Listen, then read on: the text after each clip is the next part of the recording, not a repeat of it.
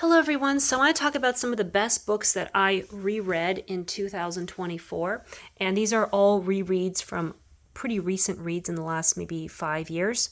So, I did reread a lot of books this year, a lot of favorites that I was shocked at how much I disliked. So, I ended up getting rid of a good amount of books this year just because I didn't like them on reread. But these really stood the test of time.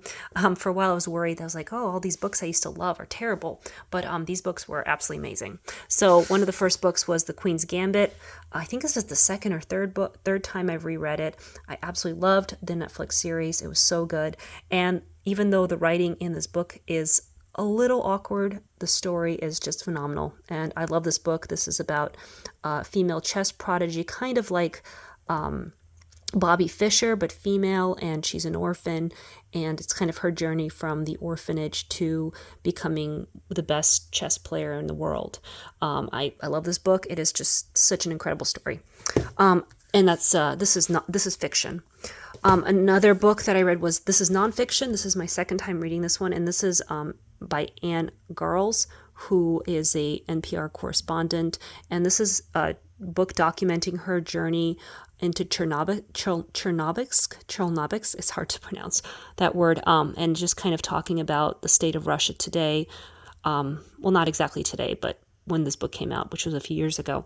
And it was a very fascinating take on the Russian people. And if you want to understand what is going on in Russia and what's going on in Ukraine, and it's really baffling, I think this is a very good book. And I know I'm currently obsessed with trying to figure out what's going on in Russia, what's going to happen in Russia in the future in the next couple of years, and I'm really into politics and just wanting to understand things better in a deeper way. And I think this book was really helpful towards that, really trying to understand what's going on with the Russian people after the fall of the Soviet Union. Another book that I really enjoyed was The Overachievers. This is by Alexandra Robbins, and I've read a couple books by her, but this one's definitely my favorite, and she goes through the lives of a group of high school students in their last year, maybe second to last year.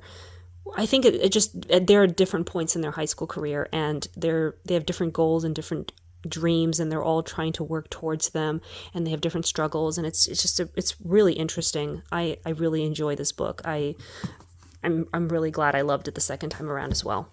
Hitchhiker's Guide to the Galaxy. I've read this book many times.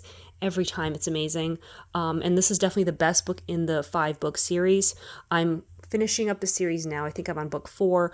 They're good, but the first one really is phenomenal. So I highly recommend this one if you've never picked it out. It's crazy. It's fun. The characters are amazing. So funny. It's really a masterpiece. Another book that I really loved was Good Omens by Neil Gaiman and Terry Pratchett. I read this book a couple years ago. Love the show. Absolutely love the show, especially season 2. That just destroyed me emotionally. But I just loved rereading Good Omens. This is such an incredible book. So funny, and it takes if you don't know the story, it's a demon, and an angel, and they kind of work together to get through the world, get through the history of the earth, and just kind of keep doing their jobs, and their relationships growing, and then they're faced with a possible extinction of the human race, and it's very interesting. And there are a lot of their ethics and philosophy on the world, and are they good, are they evil, what is good or evil anyway. It's very clever, very funny, very interesting, and I love this book. Another book that I loved rereading was Where'd You Go, Bernadette? I love this book even more the second time around. This book it's a fiction book about the life of a woman, possibly on the spectrum. It's hard to tell. They don't really say, but she's definitely a genius, and she is definitely having a breakdown, and she's struggling with life, and she can't find her purpose, and she is kind of destroying everything around her because she isn't meeting her own needs. And I really connected with this book. I thought it was beautifully written, very funny, very clever. And I watched the movie, didn't love it at all, nearly as much as the book. The book, I think, is phenomenal. Another book that I was surprised at how much I loved rereading was The Devil Wears Prada. This book is about a girl who takes a job that she doesn't think very highly of, but she believes she needs for her professional development. And she is just tortured in this job, and she keeps taking it. She keeps putting up with the abuse.